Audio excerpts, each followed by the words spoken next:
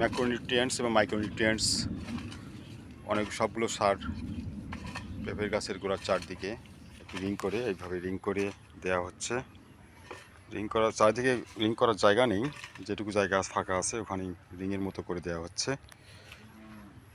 কারণ পেঁপে গাছের মনে হচ্ছে যে পুষ্টির অভাব রয়ে গেছে, গাছ পেঁপেগুলো বাড়ছে না। ফলে আমরা ট্রায়াল দিয়ে দেখছি কি হয়।